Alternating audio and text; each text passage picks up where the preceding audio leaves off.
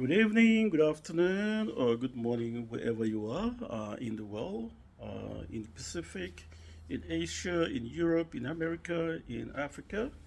My name is Louis Pry, and today I will be discussing a little bit about Indonesia's Independence Day, which was celebrated yesterday on 17th August 2024.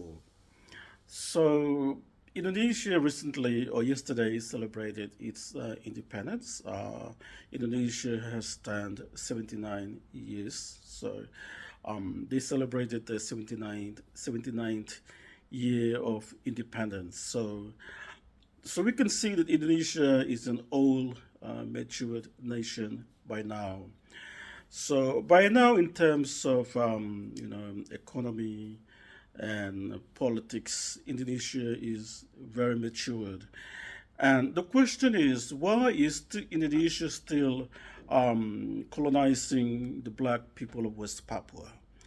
So, if Indonesia is a matured nation, then and they are regarded as one of the top, six or one of the top 10 players in, in terms of economy around the world, then I don't see any reason why Indonesia would continue to hold on to West Papua. They should have let go of West Papua and let the Papuans decide their own future. But that's not the case. They still continue to colonize the people of West Papua to this very day. So I'm going to go back to the what is called the New York Agreement. So when in 1962 the New York Agreement was signed between the Dutch, Indonesia, without the involvement of the West Papuan people, it was agreed that um, if the referendum that was going to be held in West Papua, every adult Papuans over the age of 18 would participate in the referendum. However, Indonesia decided that they kind of like do not agree with that, but they already agreed in the original New York agreement. So they came up with another agreement called the Rome Agreement, which is between Indonesia and Dutch, and they signed that agreement on um, 30th September 1962. So the agreement itself came into effect on 1st May 1963, and so it was like a 25-year period which Indonesia was given the task to govern West Papua and bring it up to a stage where it can look after itself. So, and then Indonesia would return West Papua back to United Nations so that the decolonization process of West Papua can be completed.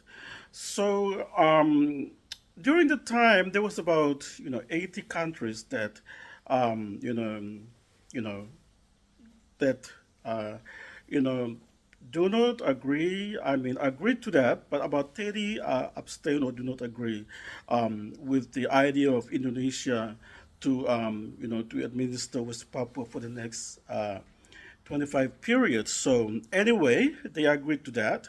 So thinking that after the 25-year period, Indonesia was supposed to hand back West Papua to back to United Nations so that the decolonization process can be completed. So the actual Rome Agreement, the 20-year period ended on 1st May 1988. So as a result, a West Papuan leader by the name of the late Dr. Thom Wainggai um, decided to do this proclamation 7 months after the Rome Agreement ended, which was on he did that particular proclamation on 14th December 1988. So this particular proclamation is valid, and it sort of answers or respond to the New York, sorry, the Rome Agreement, which Indonesia agreed that after 25-year period, Indonesia was supposed to hand back West Papua to United Nations. But Indonesia failed to honor that agreement. So they continue to colonize the people of West Papua to this very day. So we want to remind Indonesia of this particular agreement because Indonesia actually agreed when they signed that agreement on 30th of September 1962 between the Dutch, and also it was witnessed by America and the Rome officials during the time. So they all agreed that after the 25-year period, which ended on 1st May 1988, Indonesia was supposed to hand back West Papua to United Nations so that the decolonization process can be completed. But that never happened. So Indonesia, continues to colonize or hang on to West Papua to this very day. So we want to remind Indonesia that yesterday, Indonesia celebrated its 79th year of independence. So, as a mature nation, Indonesia now is able to stand on its own 2 feet. It cannot depend on West Papua. And, all these years, Indonesia has benefited from the West Papuan resources, like we have the world's largest gold mine in West Papua, and the third largest copper mine in the world. It's in West Papua. So for the past 63 years, Indonesia has benefited a lot from the West Papua's rich natural resources. So we have contributed a lot to the Indonesian economy. So by this now, after 79 years of independence, Indonesia is considered as a mature nation, and it's able to stand on their own 2 feet. They don't really need West Papua, and they need to let go of West Papua. So the proclamation done by Dr. Wainggai on the 14th of December 1988 is valid, and this particular proclamation sort of responds to this Rome agreement, where Indonesia has agreed that after a 25-year period, they would let go or return West Papua back to United Nations so that the decolonization process can be completed. So we are appealing to the international community to put pressure on Indonesian government, because this is an agreement that is recognized by both parties, the Dutch, Indonesia, and also the Americans and the Rome officials, that after the 25-year period, Indonesia is supposed to, hand back or return West Papua back to United Nations so that the decolonization process of West Papua should be, implemented immediately. But that's not the case now. So what we have seen is that Indonesia continued to colonize the people of West Papua, and we have seen as a result the gross violations of human rights continuing to escalate to this very day. And right now in West Papua, the situation over there is going from bad to worse. With this creation of these new provinces, as you all know, we have the 20-year period of special autonomy. Although the special autonomy was implemented, a lot of rights, the rights of the West Papuan people that were actually mentioned in the special autonomy law were never implemented. So again, the special autonomy ended in 2021, and they had to revise. Although all this revised, the special autonomy law was never again. They did not give the people of West Papua the opportunity or to have any say in that particular drafting of the special autonomy law. It's all done by the Indonesian government themselves by appointing pro-Indonesian officials. They decided they sort of dropped this revised special autonomy law, and it's just similar to the old special autonomy law which has failed. So the question now is that we want to inform the international community that the special autonomy in West Papua has failed. Right now, Indonesia has forced the special autonomy to go on when the people of West Papua has actually rejected this revised special autonomy law. And we have seen that they've created these new provinces without any proper planning at all. There is no funding at all for these new provinces, and we can see that it's really in a mess right now. And we want to appeal to the international community, especially to the Indonesian government.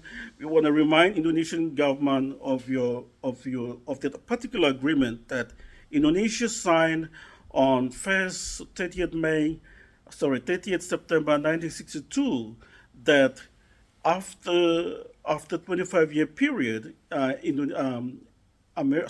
Indonesia would hand back West Papua back to the United Nations. But up until now, Indonesia has failed to do that. So since the proclamation that was done on the 14th of December 1988 by Dr. Thom Wainggai, it's almost 35 years now, and Indonesia hasn't, honored its commitment.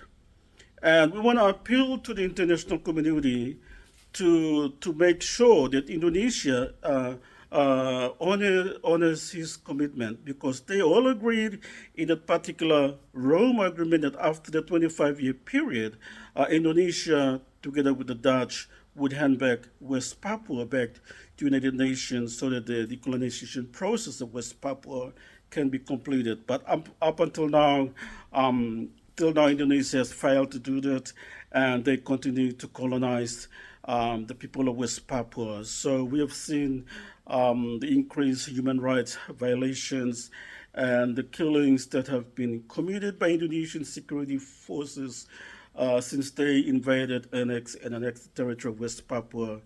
And over 500,000 indigenous Papuans have been killed by the Indonesian security forces. So right now, we've got about 60 to 100,000 people have been displaced from their homes and villages.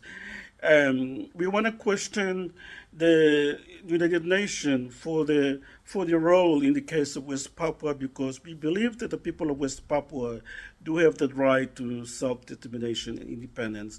So we want to remind the Indonesian government about this particular proclamation that was done by Dr. Thom Wainggai on the 14th of December 1988 is valid and it's legal because it actually answers or responds to the Rome Agreement, where Indonesia actually agreed that after the 25-year period, Indonesia would hand back West Papua back to United Nations so that the decolonization process of West Papua can be completed. But Indonesia failed to do that, and they continue to colonize the people of West Papua to this very day. So we want to remind Indonesia that since Indonesia has done 79 year or has gained its independence, and recently they've celebrated the 79th year of independence, we want to remind Indonesia that Indonesia is now a matured nation. It is able to stand on its own 2 feet,